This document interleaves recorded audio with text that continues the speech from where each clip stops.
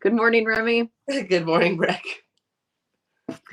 If you folks could only hear what comes out of our mouth before we hit record. It's entertaining. It's been a big week for Remy. She got her eyebrows waxed. I got them threaded. I don't do waxing. I thread them, which is Oh my God. uh, That sounds so bougie, Remy. it's better because I have like giant bushy eyebrows, and so I don't want them like thin, but I want them like nicely trimmed, and so yeah, It fits with my unassumingly bougie title for you.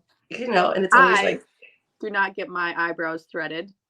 And if you've seen me, you would realize I probably don't get my eyebrows waxed either. I'm a hot mess.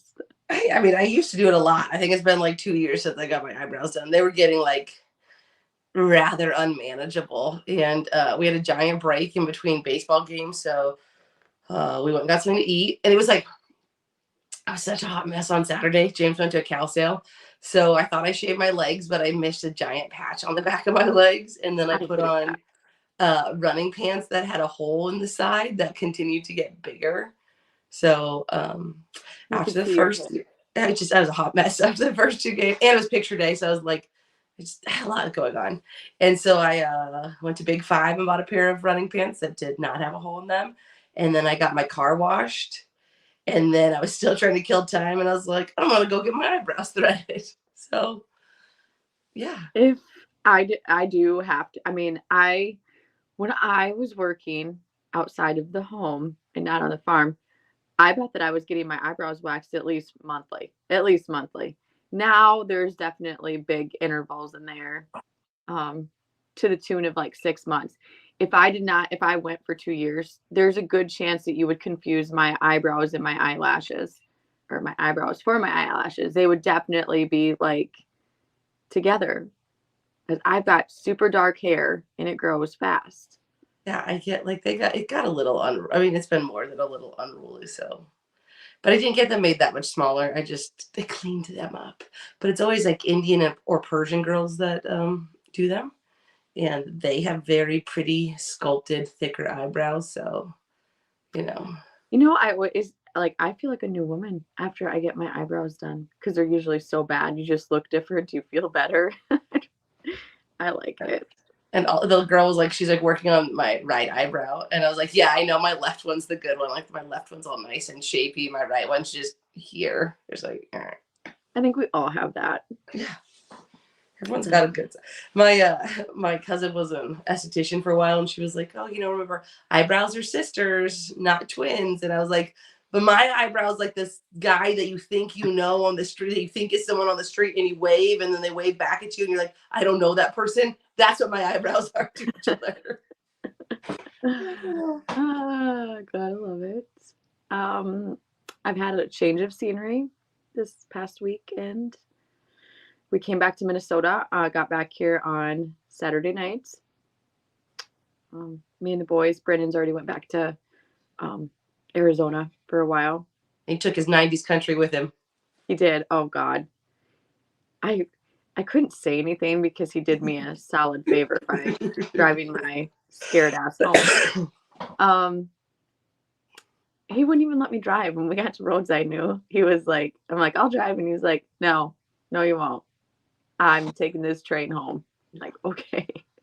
Uh, but yeah, I hate 90s music, and he made me listen to it for hours, and I felt like my ears were bleeding, and it was terrible.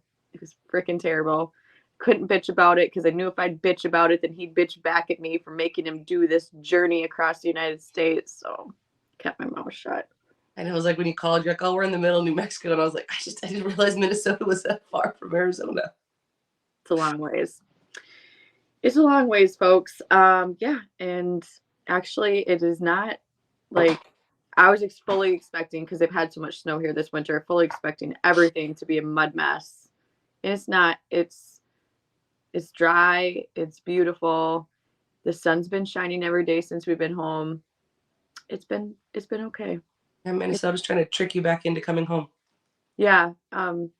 Probably not happening because it's still extremely cold. like extremely cold. My furnace is set at 70 degrees, and I'm like have all the willpower I can muster up not to turn it to 75, Remy. I'm freezing at night, like freezing. So, not. I mean, and this is like we're at the tail end of the cold season, and I'm still freezing. Yeah, spring is officially springing here in California, so it's cold It at is night here too.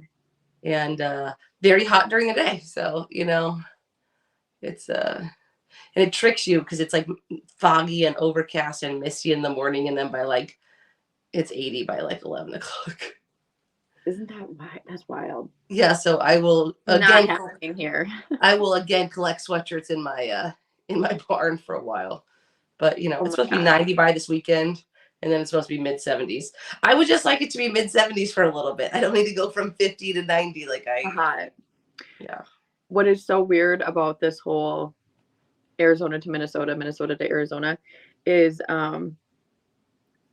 like unlocking a door and walking into a life that you haven't lived for 6 months with things that you haven't seen for 6 months, like picking right back up where you left. Because, I mean, the houses are furnished and filled with everything that you would need. The only thing we take back and forth now is clothes.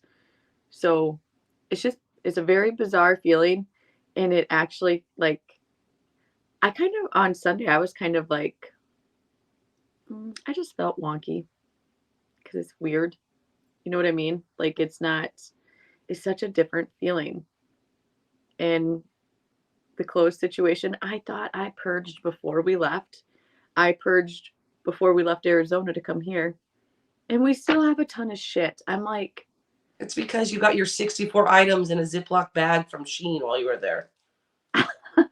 no, actually, I haven't ordered anything off of Shein since I left here. I've been very good. Very good. No, also a quick shout out to Dan and Spud Denmark for winning the 14 and a half at the US finals. Uh, Dan helped build like our pretty round pen and a lot of our cattle pens here. And we used to partner with him on some roping cattle, but What are we you talking about? so the US team roping finals is going on right now. Oh, team And roping. yeah, I'm glad that so we clarified that because I thought that you were talking about USTPA, and I was no, like, so the USTRC final. So Dan won with his son Spud, and Drew was interviewing him for like their win, right? And he made sure that he called his wife in, and he gave a lot of credit to Brady. So it was very nice. It was very nice of him to call his that wife is up for the interview. quite nice. Shout That out to those boys because they're awesome, but it was a lot of money. I'm not honestly. I think Dan has one more at the World Series, but it's pretty cool to win the 14 and a half with your son. So that's pretty neat. um I think they say okay, so I not to the never same knew they extent because went. I'm not trying to minimize your move back to Minnesota, but it's like James and I were going to Hull Cows yesterday and we were talking about it. He goes, we only put on Reno 1 year. I said, no, we put on Reno 2 years. He's like, no, we didn't. So he goes, you want to bet me? And I was like, no, because then I thought I was wrong. But I searched through all of our stuff to find the photos from two separate shows that we put on there. And I was right. And we put on two different shows My there. God. But it's the same thing like when we rent certain arenas, right? And some of them don't get used a lot, but you walk into that building and it's a weird feeling to step back into something Yeah. that's yeah. I mean, Yes. again, not minimizing the difference it is for No, you, but no, it's a no, very no. weird. I know what you're talking about though, and I don't know how to explain it. I don't I mean, it's not like a sad feeling. It's not a happy feeling. It's a weird feeling. And but it's all good and it goes away and life continues. But big weekend this weekend. Um Bronson and I well, Bronson and I leave tonight. Um and I am driving. Be proud. 3 hours. I know. Dear Lord, please don't let me have a flat tire.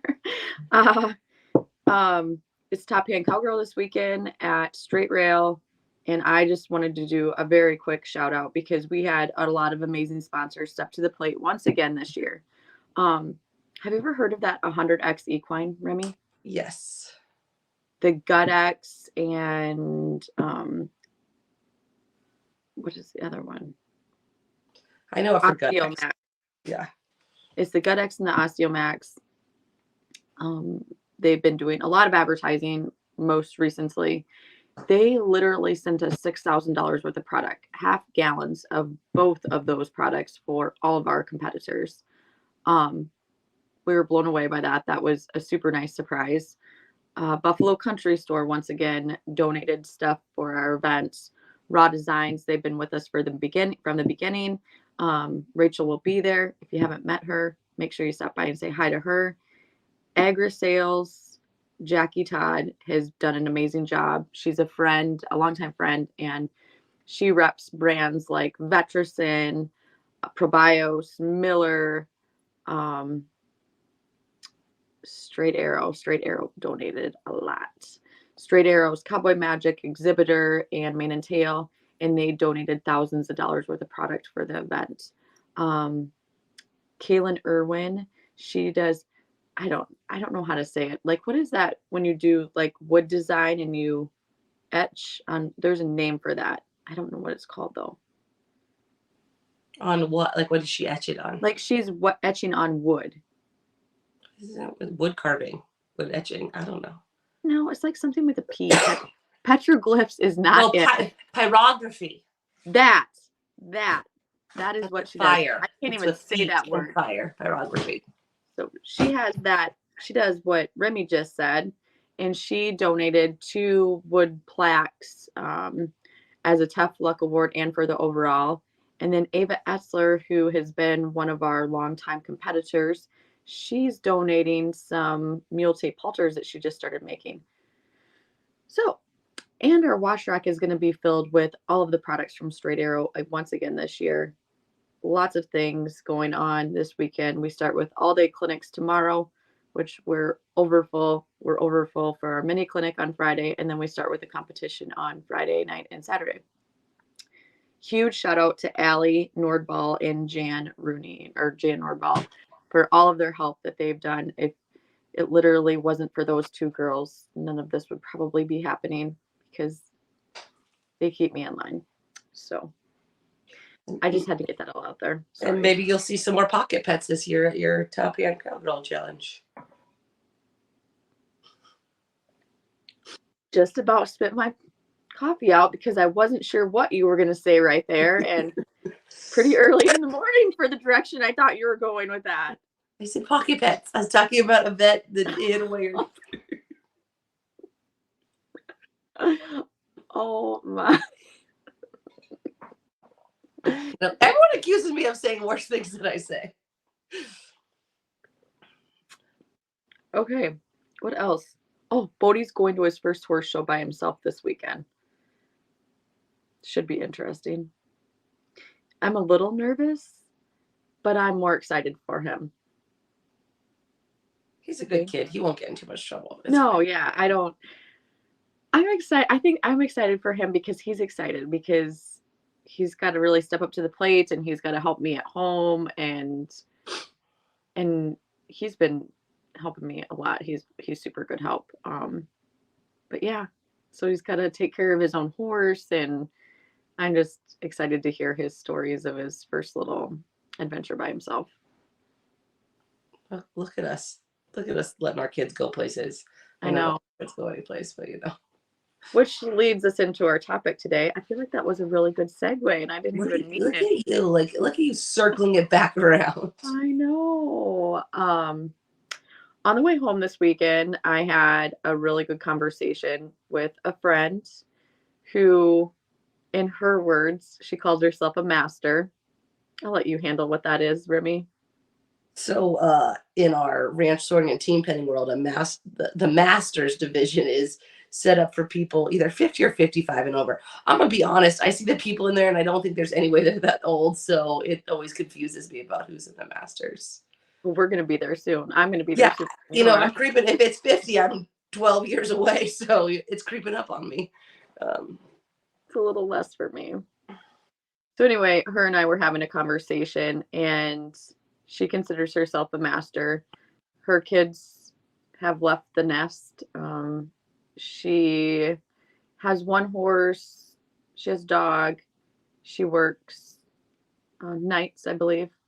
And she just said to me, as our conversation was going, she said, I don't think that you realize like some of the things that you girls talk about, or some of the things that you girls do, or the things that you're doing with your family, what they what they mean to people like me who are masters, because we've lost that piece of our life basically. I'm very much summarizing what she said. We've lost that piece of our life basically, and we want to hold on to your coattails a little bit and feel that excitement and energy, and get our get that excitement and energy back into our life, because we're at a stage or a chapter in our life where that's all left, and it's sad. And I got sad kind of talking to her, because I didn't understand. Oh, Remy's gone. No, you are gone. It's you. It's you. I'm gone again. No, you're good. You're here. Oh, I didn't I never looked at it that way, and I never thought about that I do now. I didn't maybe thought about it for myself, but I didn't think of it in terms of others. And she just said it's really lonely because I have nothing. Like, you girls have things that you live for, like a lot, like the chaos of the baseball and the shows and God knows whatever else we're doing. That was once their life too, and now it's not. And they go home and sit and look and think. And so, yeah, she's like, would love to have some advice for what to do in that master part of your life stage or cycle. Um, and we're not there, but we certainly can talk about it, because just like letting go of Bodie this weekend, I'm not going to say that it's easy. It's not easy. I'm sad because he's to the point that he can do things like that, and I'm fully trusting of him, and I feel good about it. I know that he will be fine, but it means he's growing up. No, and I think it's like I see it with particularly with my mom, and my mom and I are really close, right? But for her, so she was part of, like, my mom's always really been a hard worker physically and mentally. But so she was always part of, like, she and my dad built that horse training business together, right? My dad's a thoroughbred trainer, but she was always there on the backside and then taking care of clients and doing all the things and still making sure that we got to every sports function and just really living a very chaotic and high functioning life, right? I had gymnastics before or after school. I showed hunters and jumpers. I played soccer. I played baseball. My brother played baseball. My brother played hockey. We like went all the places all the time, never missed anything. And then when my parents got divorced, there was this giant vacuum in her life, right? Because she wasn't needed, not in the same way. Now, my brother had graduated, he was going to college. I was about 13, so she still had to take care of me. But it created this giant vacuum in her life that it wasn't filled because she wasn't busy and she's lived her life serving somebody else, right? She, Serving she all of a serving sudden everybody else, never she had serving herself. excess of time that she'd never had before. Yeah, and she built her whole life. She was the oldest of her brothers and sister, or brother and sisters. She'd taken care of them her whole life, right? Her whole life had been a life of servitude to other people. And it used to make me so angry, and it still makes me angry sometimes because my mom is an amazing person, not just for what she does to me, right? She has so much good to give to the world, to herself, to other people, and you watch her get crippled by not being enough for someone, by not because she does not know how to function when she's not in servitude to other people. She never really gained that voice of Yeah. who she is, and it's terrifying for me. And I think that's what it is like I get angry because it's terrifying. What if you've only lived your life for someone else? Now I'm selfish, and I haven't only lived my life for me. Do I live my life in servitude to some people? Yes and no, because I'm also the person that if I don't like it, I'm gonna tell you go fuck yourself. Like, but I didn't live my life that way, right? Like I did everything to not model myself, and not consciously at all did I not want to model after her.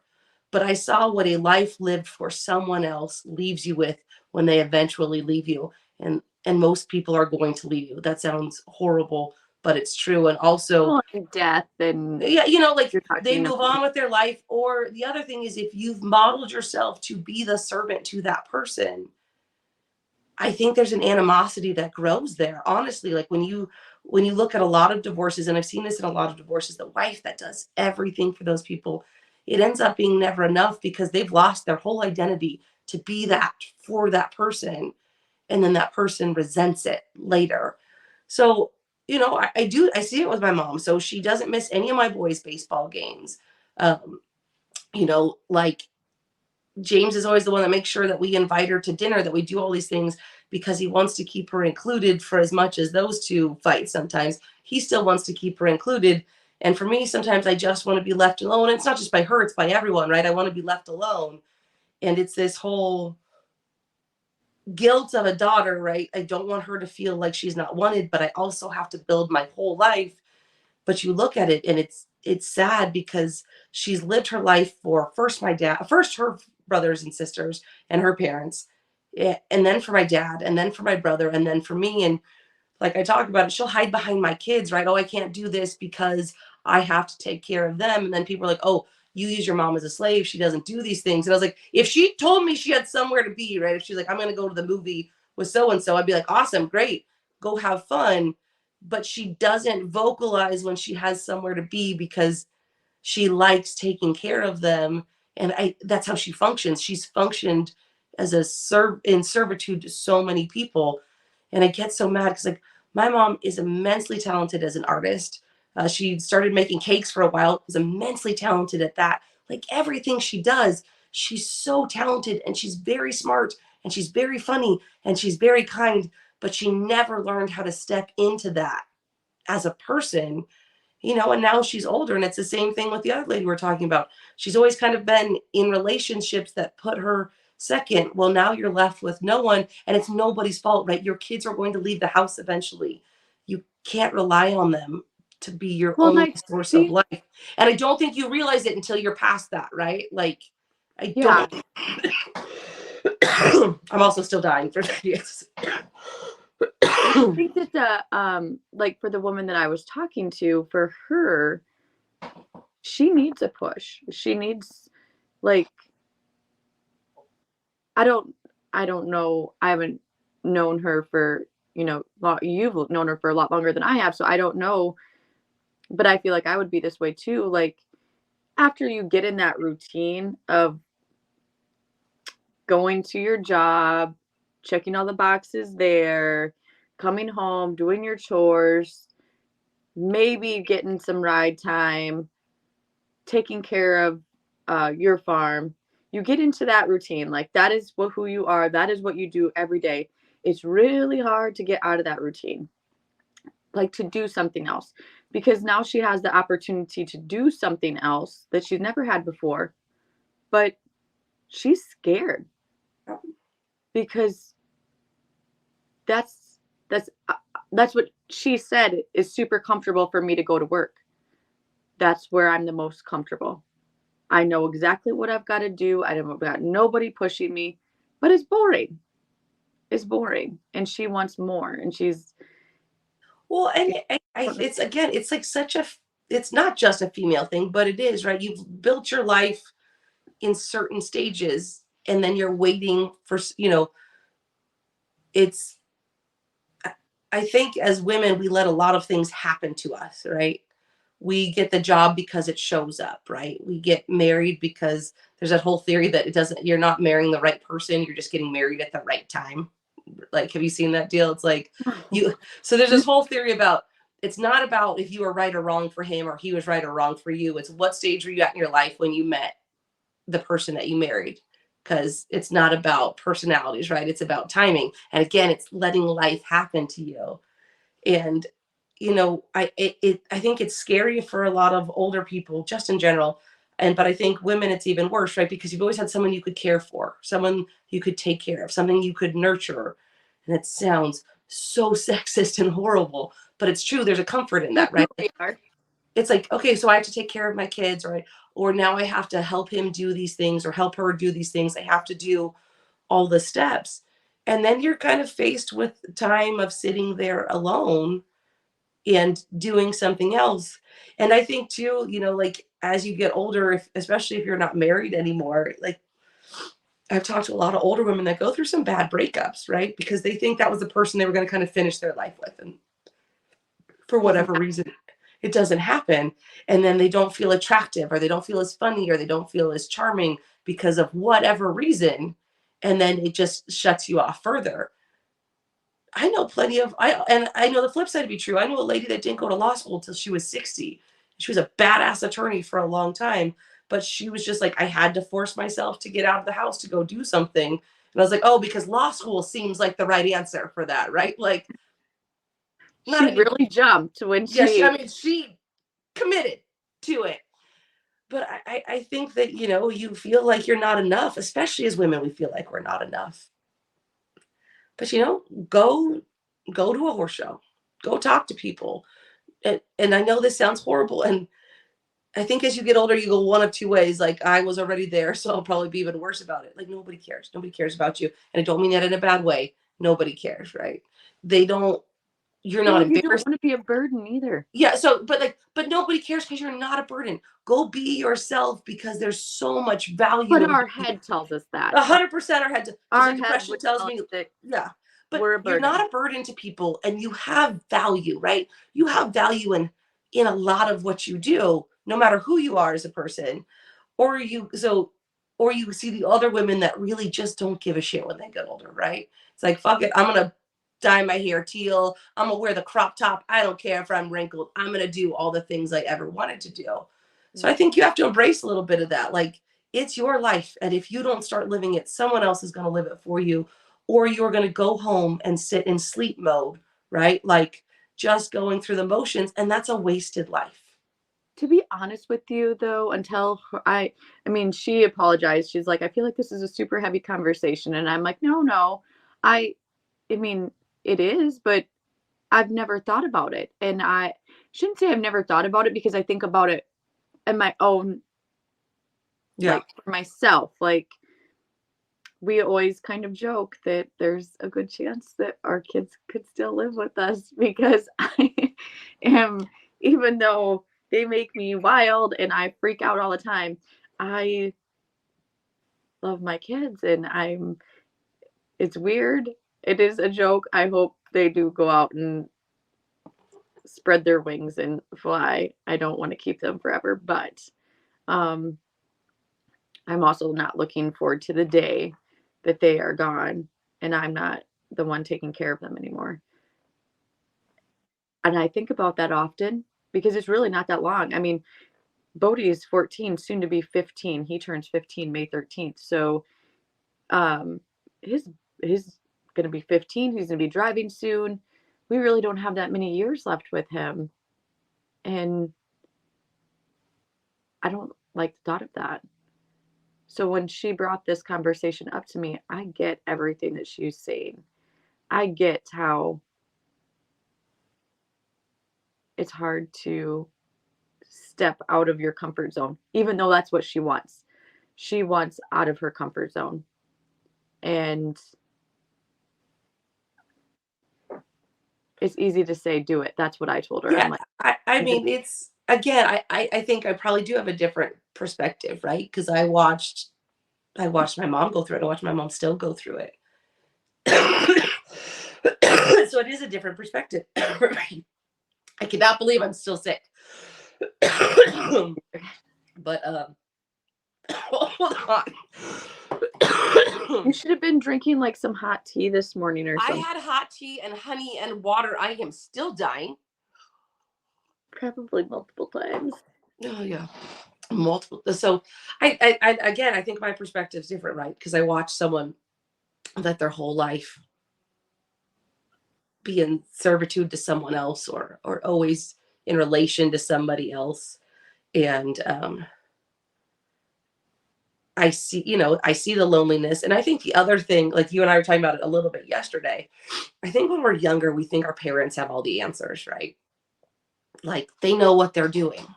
Why they should give me advice because they've been here longer. And now that I'm a parent, I realize they were just fucking winging it too, hoping that they had answers. But I think it's hard when when you're younger, you see your parents as infallible, right? They know everything. They should know everything.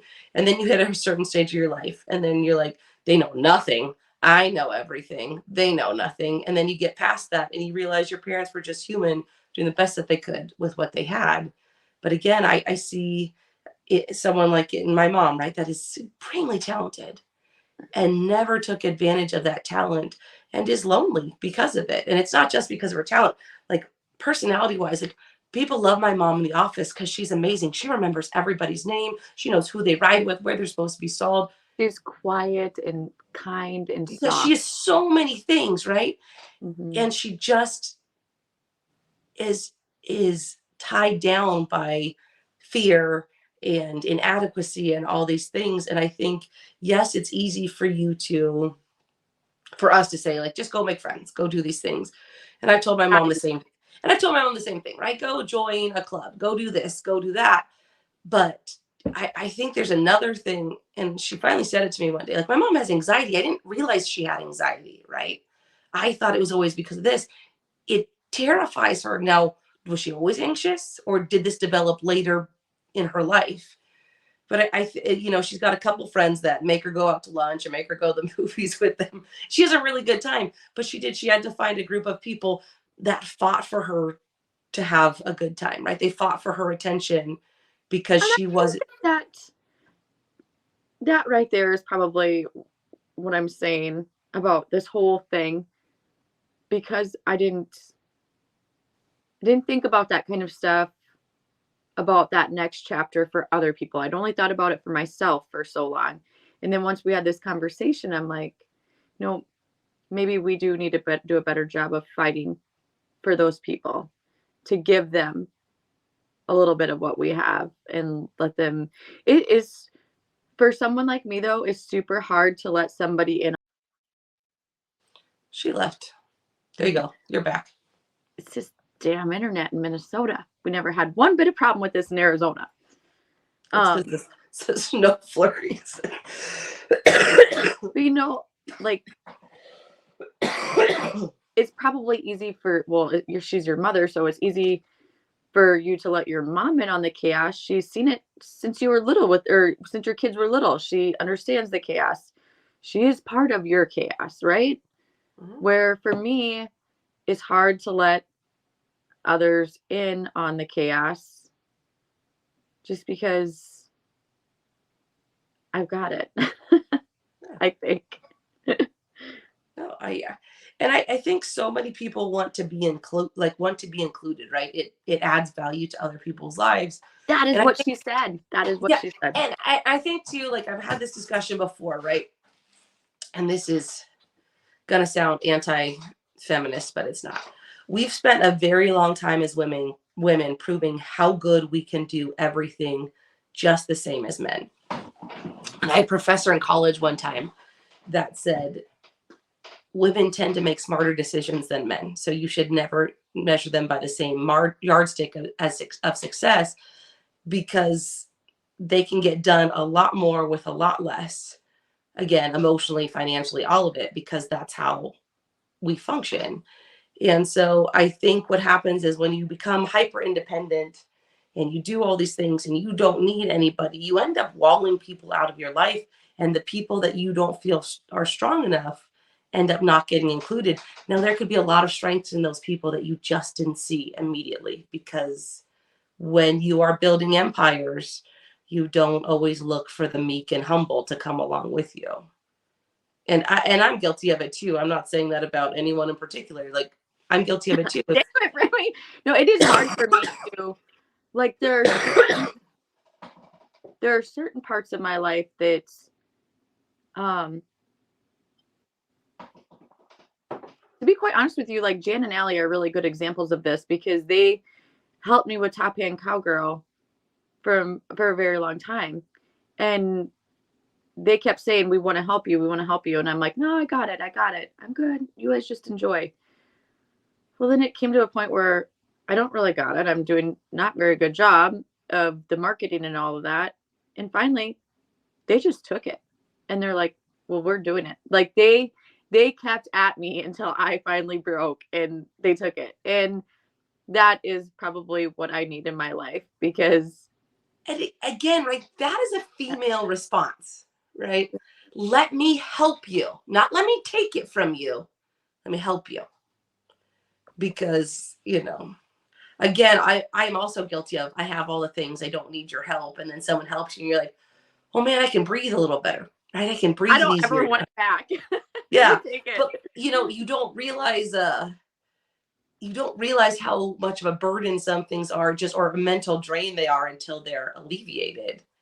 Well, and I But, think like you what know, I can say for like especially what Allie and Jan do for me, those are not my strong suits. It is all things that I like to do, but it's not things that I'm consistent enough on. And you have to be. And I'm not, and I wasn't. Even though I like to do it and I was like, "No, I can do this. I got this." I wasn't doing it. Period. So, and it's hard to admit your faults, but it's nice when you have people who, well, love you, I guess, love what you do, and want to help to continue. Eventually, if you do a shitty enough job for a long enough time, it's not going to work anymore.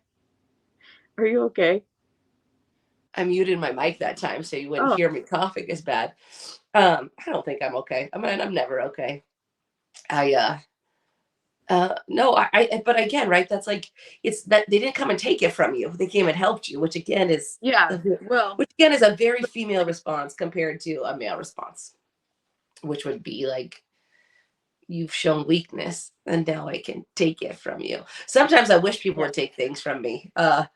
We've been really busy with cows the last couple of days, and James is like, how do we have time? Like, because, we're still shut down from the county. He's like, how do we have time for the other stuff? It's not like this stuff wasn't here. And I was like, because we just keep going. We just keep working. There is no downtime. It's put your head down and keep doing it. And I had a friend come with us the last 2 days, and she was a lot of help, but it's the same thing. She was just like, this is a lot. I'm like, yeah, I know.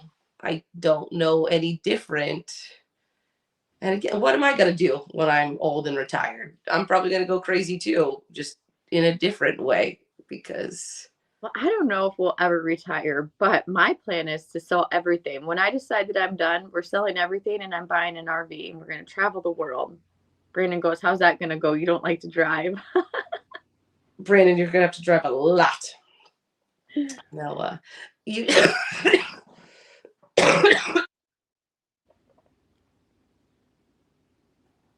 I'm back. You should go on a cruise ship. There's people that live on cruise ships because it is cheaper than having a house, and you get to travel the world, and you have your food catered, and you live on a cruise ship. For me, I can't swim. Well, you don't have to swim on a cruise Oh, ship. They but if float. it sinks, If I've it got an sinks, I'm extreme. going to tell you right now, if a cruise ship sinks, you're in a lot more trouble than not being able to swim. I'm not doing that. I have no desire to do that. I would have no desire to live on a cruise ship.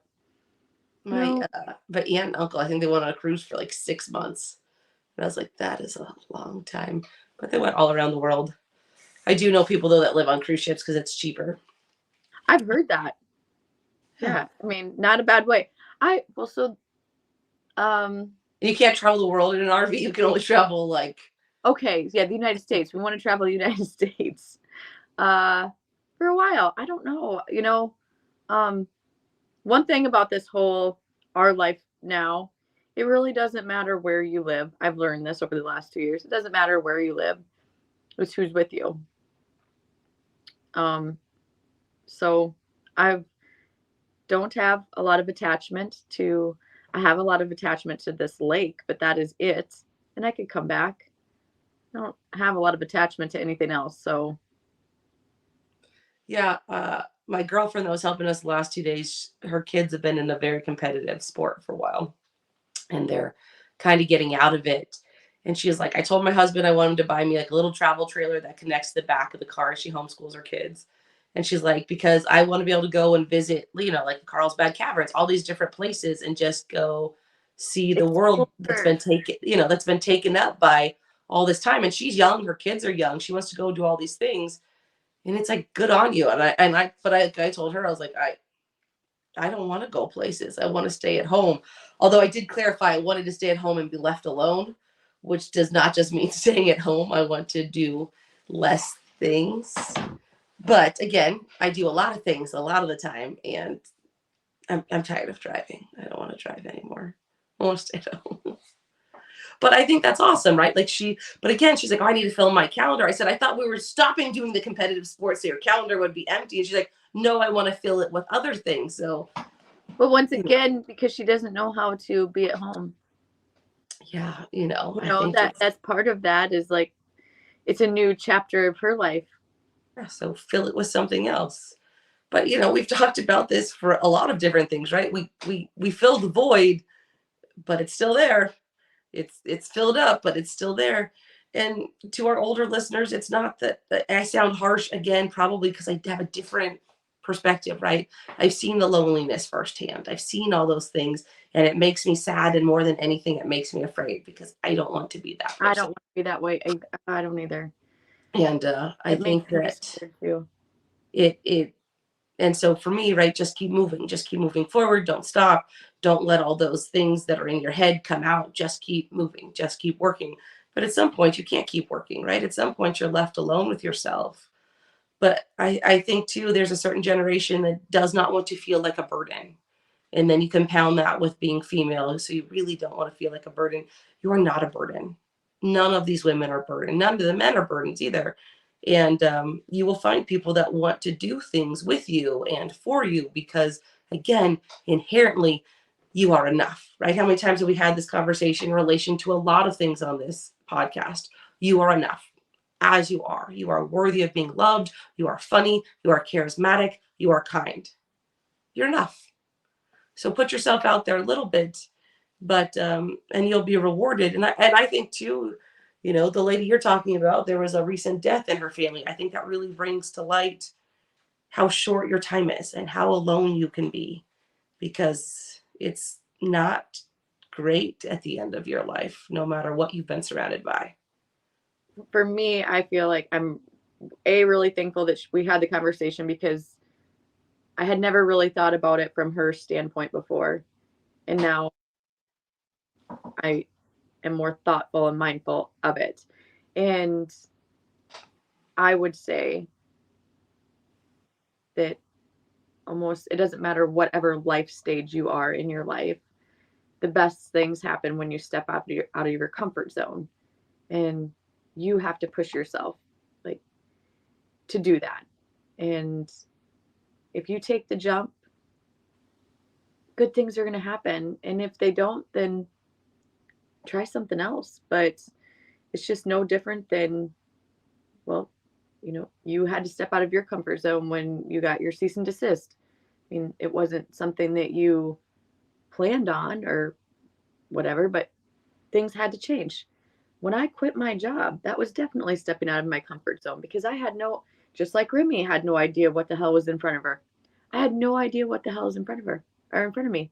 But the cease and desist was not a great thing to have happen to you. But look at the time that you've got to spend with James doing the things that you love with the cattle now. Maybe the cease and desist looking back will be the best thing that ever happened. Maybe something really good is going to come from that. But we don't know. If I wouldn't have quit my job, I would have never got to experience life with my family full time. There's a lot of good things, but you have to be the one to make the change, make the jump. No, and like the important part of what you said, right, is we never know what's in store for us. And if it doesn't work, it's not a failure. You just reevaluate and move on. And but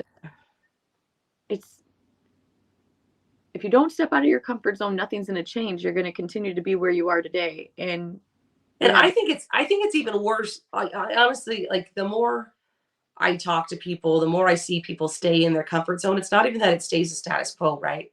Their circle of life, their box of life gets smaller and smaller and smaller because everyone else is moving, right? And maybe not everyone else. The majority of people are moving. They're experiencing new things. And then you get left behind because you just wanted to be uncomfortably comfortable, right? You were comfortable enough, you didn't want to act, but you were still uncomfortable that it wasn't enough. So you just found this stasis where you can stay steady. And that's not enough for anyone. Again, right? Fail, get up, fail harder, get up again. Just keep failing until finally you find something that works. And there's no problem in failure, not personally, not professionally.